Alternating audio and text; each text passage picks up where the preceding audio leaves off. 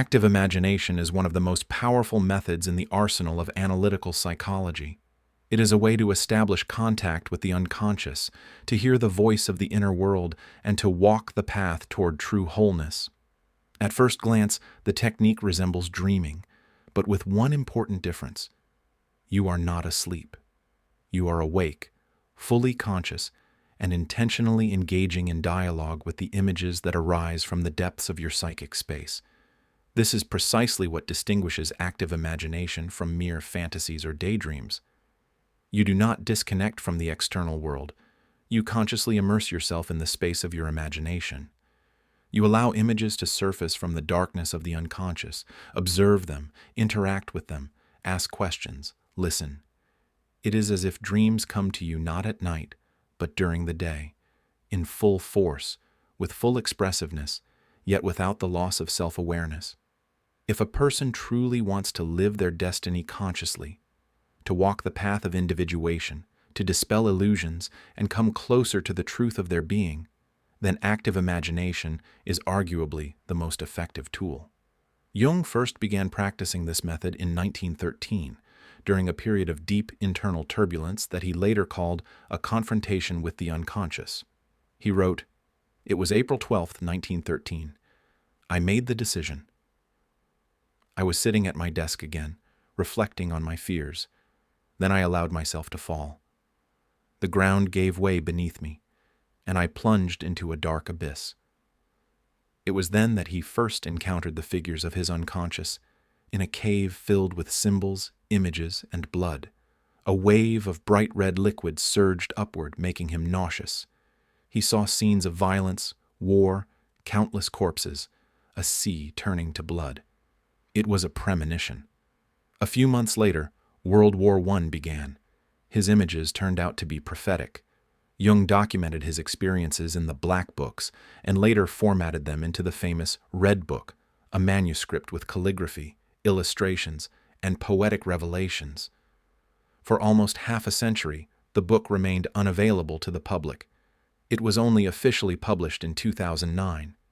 Jung called this experience his most difficult experiment and admitted, "To the outsider, this may appear as madness, but in reality it was a conscious, deliberate journey of self-exploration."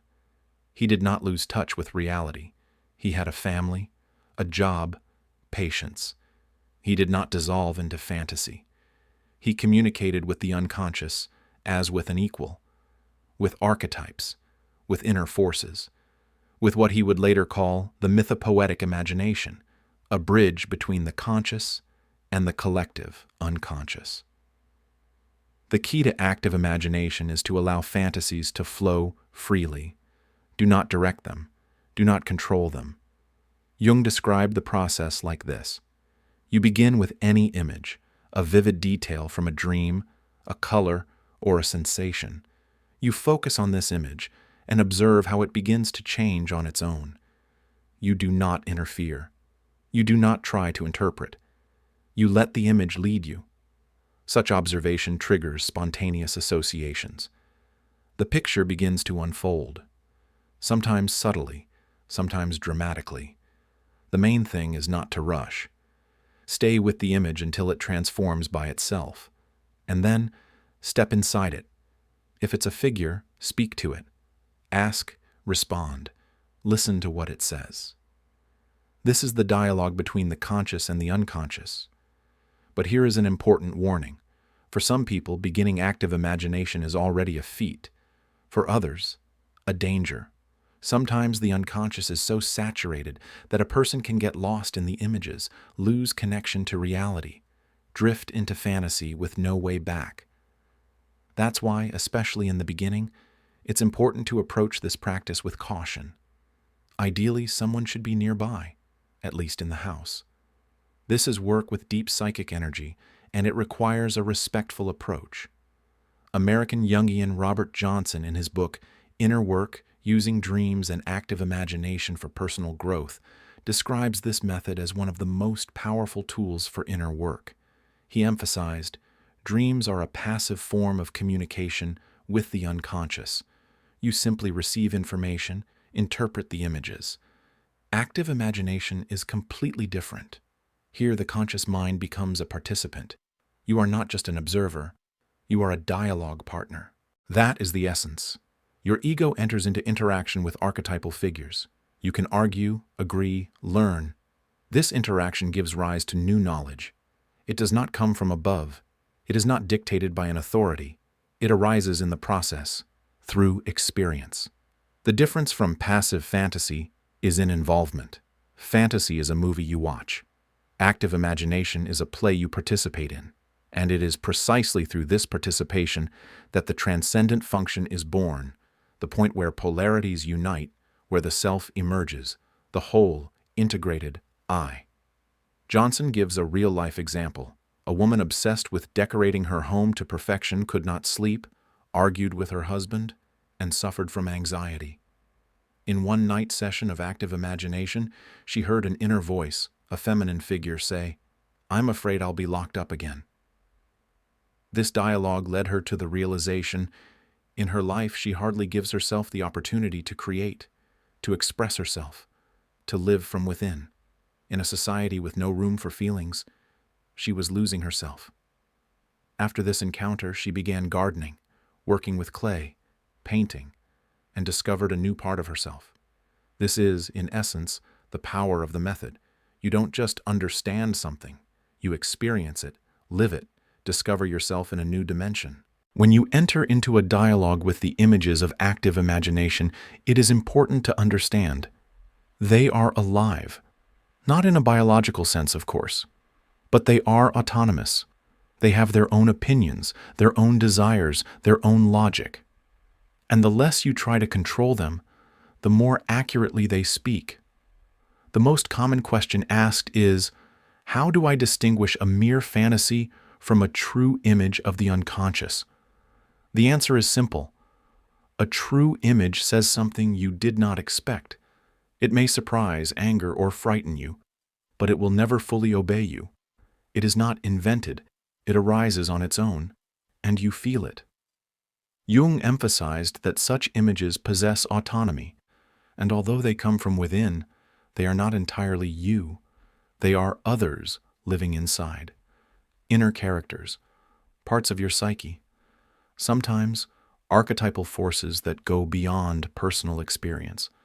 So the task is not to manage them, but to make contact, to enter into a dialogue, and very importantly, to record that dialogue. Write it down, document it. This is not just a thought journal. This is a record of a living experience. Johnson advises, you can write the conversation like a play, one character's lines in lowercase, the others in uppercase, or record it with your voice. The main thing is to bring the experience into the light of consciousness. And don't try to improve your experience. Don't try to make it beautiful or logical. This text is not for publication. It's for you. And its honesty is the only thing that matters. The physical space in which you do this also matters. A quiet place. Solitude. At least half an hour of time. Preferably alone. Without fear that someone will walk in and break the process. This should be your personal altar of inner work. Before starting, attune yourself. Sometimes you don't know where to begin. Then use the images that came to you during the day. Fantasies, scenes, recurring thoughts, anything that seems to spin inside you. Perhaps this is the door to dialogue. Robert Johnson writes, when this happens, you can address the unconscious and ask it to personify that feeling. Ask, who inside me feels this? What does he or she look like? What do they want to say? The answer will come, sometimes immediately, sometimes through images. But it will come. You can also begin with a symbolic place. Johnson, for example, often envisioned a seashore. He would walk mentally along the sand until someone appeared. This was a portal for him. Find your place. A forest, a desert, a staircase, a temple. Anything that evokes a response in you. Sometimes it starts not with a dialogue, but with an action. You see someone walking, doing something. Don't interfere. First, observe. Then, make contact. Ask, respond. Listen to how the story develops. It's important to remember, The dialogue may not be easy. The images may say unpleasant things, provoke anxiety, scare you. And in this lies their power. They don't mirror your ego.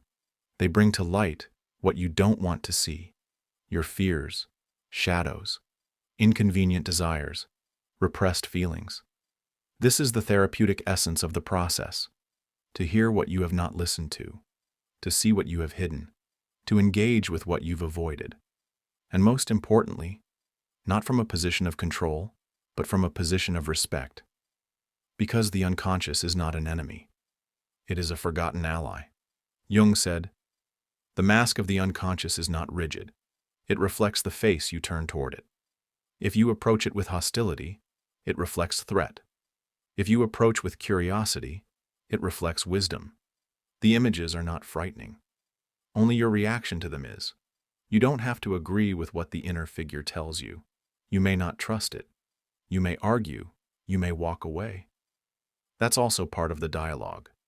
But if you listen, without interrupting, without rejecting, then something greater will be revealed to you. Sometimes the process lasts more than a day, more than a week. One fantasy may unfold over months, and that's okay. The main thing is not to give up. Stay in contact. Keep writing. Enter the state each time as if for the first time. It's important to distinguish active imagination from meditation. In meditation, you let thoughts go. In imagination, you make contact. It's not the absence of thinking, it's collaboration. Not dissolution, but encounter. Also, do not confuse active imagination with fantasy. In fantasy, you are the director. In imagination, a participant. It's not a movie, but a theater. You don't watch, you play, you listen, you respond. Sometimes you argue. Sometimes you cry. After many years of ignoring inner figures, they may be angry. They may accuse. That's normal. You need to hear them. Because behind their pain is your own pain. Behind their anger, your shadow. Behind their fear, your unprocessed past.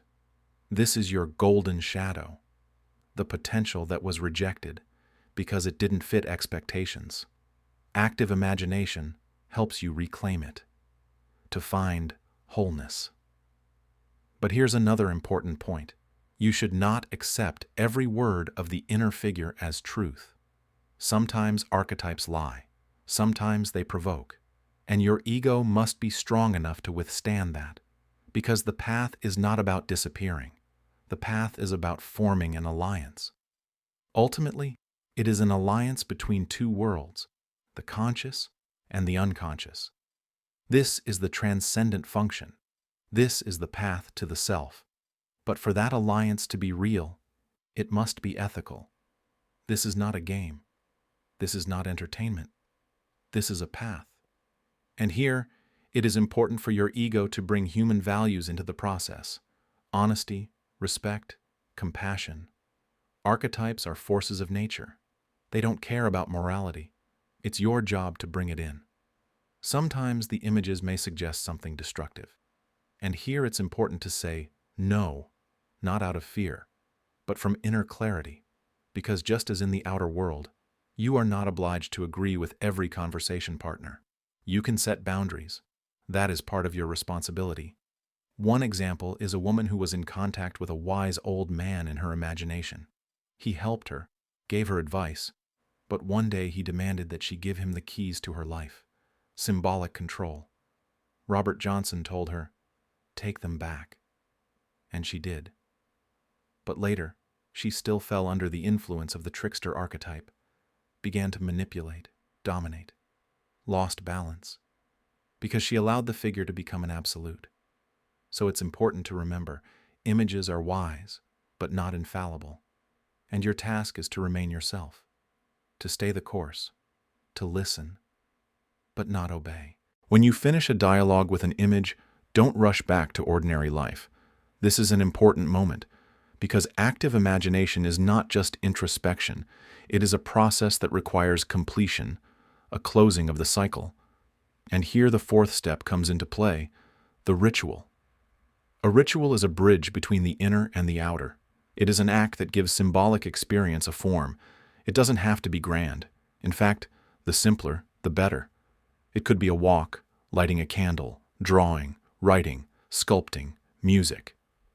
Anything, as long as it conveys the essence of the inner experience. Jung, for example, created his Red Book. In it, he combined texts and calligraphic illustrations born from his dialogues with the unconscious. That was his way of grounding the experience, his ritual, his acknowledgement of the inner world's significance. The ritual is not for the unconscious. It is for you. It allows your ego to recognize and honor what has happened.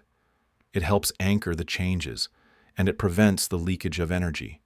If the experience is not grounded, it disperses, vanishes, like a dream forgotten an hour after waking. Important. Do not act out your inner conflicts in the outer world. Don't project. If you argued with a figure in imagination, don't go immediately and fight with loved ones. This is inner work, and its place is inside. Yes, you might feel the need for change, but act consciously, not on autopilot. Integration first, transformation after. Ritual helps you distinguish inner reality from outer. It is a boundary. If you talk to a figure resembling someone you know, don't assume it's a sign to reach out to them. Better ask the figure to change its form. That gives you clarity. You are working with a symbol, not a projection. You can choose any ritual that resonates with you. The main thing, it must be personal. Don't copy someone else's template. Listen to what your soul wants to do. Sometimes it may be completely irrational. One man, Robert Johnson recalls, couldn't think of a ritual. Then the subconscious suggested, examine the bark of 10 trees. Absurd? Only at first glance. He went into the forest, started looking, noticing, observing, and suddenly, it happened. He felt, the world is alive. The bark is not just the surface of a tree. It is a universe, layer by layer, texture, color, scent, life. In 3 hours, he realized for the first time in his life that he was in a body, in reality, present. That is the essence of ritual. It brings you back to the body, to the moment, to life. It makes the inner experience embodied. In the East, they've always known this. In Zen, there are koans, riddles that cannot be solved logically. For example, show me the sound of one hand clapping, or what is the bark on 10 trees? The answer cannot be explained. It can only be lived. Modern man has lost his connection to ritual. He is rational, clever, but disconnected. We analyze everything and feel nothing. We explain everything and experience nothing. We lack the bodily, the concrete, the symbolic action that anchors meaning.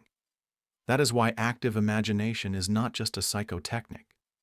It is a return to myth, to ritual, to wholeness. You don't just get insights.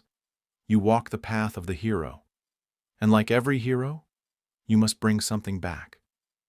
To the world. It might be knowledge, a received feeling, a change in behavior, or simply silence you share. But if you complete the full cycle, you will be changed. Because active imagination is not only about trauma, it is about life, about meaning, about your true nature. Don't be afraid of strangeness. It doesn't have to be reasonable. It has to be real. If you feel like drawing a red circle, draw it. If you want to sing, shout, whisper, do it. If your body wants to dance, move. This is not a performance. This is a meeting, and you are the only audience. Every image that comes deserves respect. Not all of them are pleasant, but all of them are important. Even those that frighten or repel, especially those.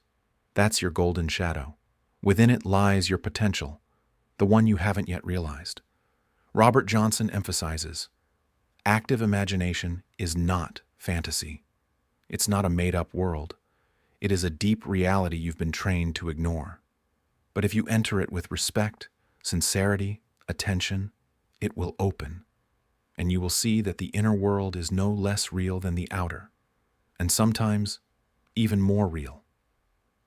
Jung wrote, We should not accept every word of the inner figure as truth, but we must listen.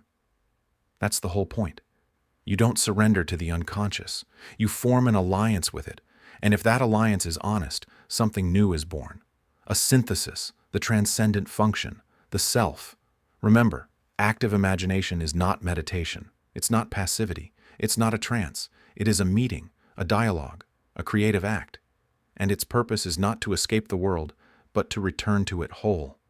It is a path to yourself, and everyone's path is unique.